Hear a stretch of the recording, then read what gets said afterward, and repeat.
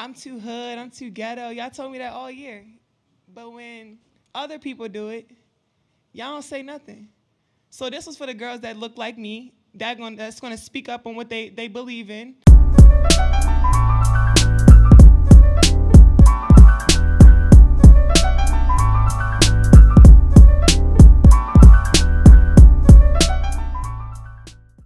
What's going on there, guys? We're back with another one, and we're going to talk more about this Angel Reese, Caitlin Clark taunting incident. Now, it's making waves on the internet, and we have to talk about what Don Staley said after they lost to Caitlin Clark in Iowa in the Final Four. You know, this has been going on for so long. I think back to when Don Imus went at Cappy Pondexter and Rutgers.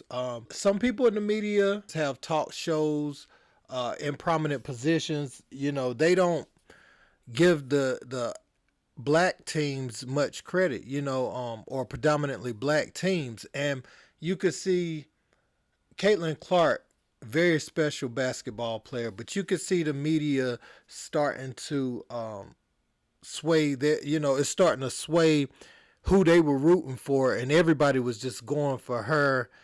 And for some, they wanted to see the underdog win, but for others, it had a little racial undertone to it. And I ain't even speaking about Caitlin. I'm talking specifically about the fans. Her celebrations, it was all fine and dandy, but when someone of color did it, they got mad. Emmanuel Acho addressed this. Angel Reese said that Caitlin Clark had been disrespecting them. And I'm going to let you hear what Don Staley tried to warn y'all about prior to this. Check it out. That's what we mad at? That's what we mad at? I just got off the plane, been waiting to give my Angel Reese, Caitlin Clark thoughts. Do not call Angel Reese classless, but then praise Caitlin Clark as a hero. No. Because if you call for attention, you can't hang up. And Caitlin Clark has called for attention both by her play, because she a baller, and she has called for attention by taunting the opponent. She did the same thing in the Elite Eight. And then against South Carolina just last game, she was waving off offensive players as if she didn't even respect their ability to take a shot. And you don't think people going to take offense to that? You can't call for attention and hang up. Do not think for one moment that Angel Reese was not waiting to go in. We've seen the same thing happen back in the day when Aaron Rodgers used to discount double check. Anytime a defender got a sack, they was going to discount double check right over him. Terrell Owens, let's go back a decade or two. At Cowboy Stadium, ran into the middle of the star playing the football and then put his hands out. Come on now.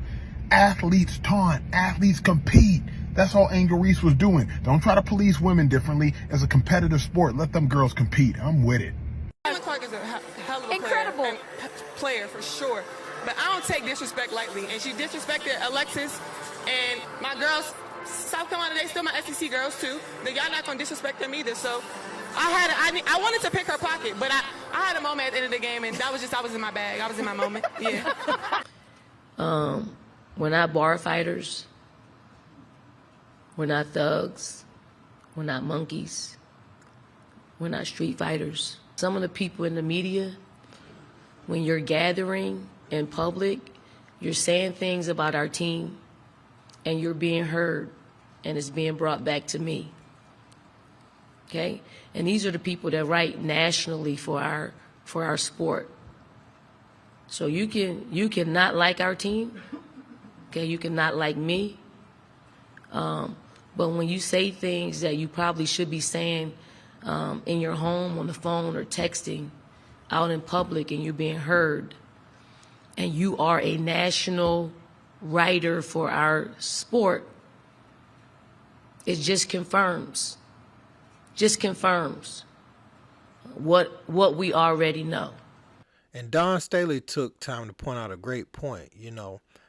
Anytime a team that looks the way that her South Carolina team looks, the way a lot of these SEC teams look, and being led by a black woman as a coach, they get this rap. They get this negative stigma put on the team as if their style isn't good enough. They should just go out there, play basketball, and shut up.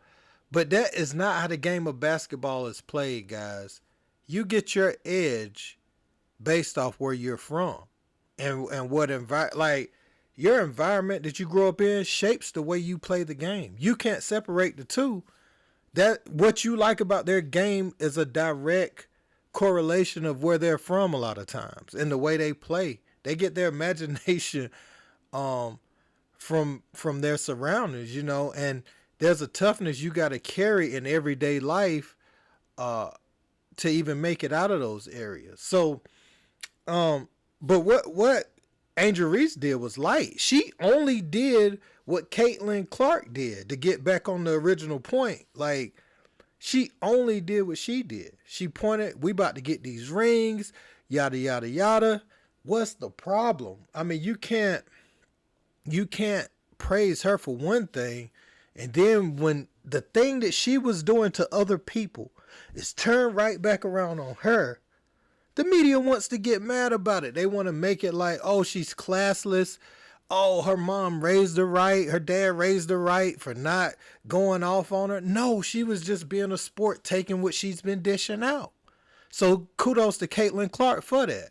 But the media ought to be ashamed of themselves, because a lot of times they say people of color are making excuses. They try to race bait. They do this, that, and the third. We do just this, that, and the third. But they don't look at how they're creating a narrative based off this. And Caitlin Clark hasn't said anything to my knowledge, unless she said something in the post game that I haven't seen yet. But as far as her interaction on the court, she just took the taunt back and didn't say anything, because it was Angel Reese and LSU's time to be victorious, and she's been on the other side of that.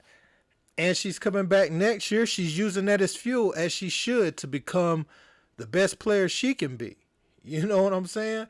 As good as she is, she still has room to grow as a player. So, and you didn't hear Angel Reese in that post-game clip I just played right there, where she was speaking about the disrespect. You didn't hear her say anything bad about Caitlin Clark's game. She said she's a heck of a player. She's a phenomenal basketball player. But they felt disrespected, and it also goes to show you South Carolina and LSU, they have a rivalry going on, intense battles, but she said those are her SEC sisters. You know, these girls, when they in the tournament or they go home, they root for each other. And it's not in a non-competitive way. It's just, you know, it's just rooting for your sisters that you see. Like, they see these girls at Media Day, SEC Media Day. They see them at different functions throughout the season. So, hey, man, it is what it is. And I'm pretty sure South Carolina, you know, they wanted to win the championship, but they probably got a little tiny fraction of satisfaction out of that, you know, watching that happen. And LSU, they got to see South Carolina play them. They were able to come up with a game plan to load up on her when she tries to use the screen. So all she took was difficult 30-footers, you know, 35-footers for most of the night. And that's where they wanted to keep it at. Because last game, she was destroying South Carolina out of the pick and roll. You know, the big for Iowa was slipping the screen. And so when they would come up and hedge out and try to guard her, she would just dump it off over the top. And the old girl was getting layups. So that opened up everything on the floor. She was surgical last game. And, you know, Angel Reese, she dominated the boards. Hey, they won, man. Get over it and stop hating on this young lady, man. I love it for the girls' game, and I'm looking forward to seeing Caitlin Clark and Angel Reese next year. Hopefully they meet again. Hopefully they schedule a regular season game, or they meet in the NCAA tournament. I would love to see it. Don't forget to like, share, and subscribe. Until next time, peace.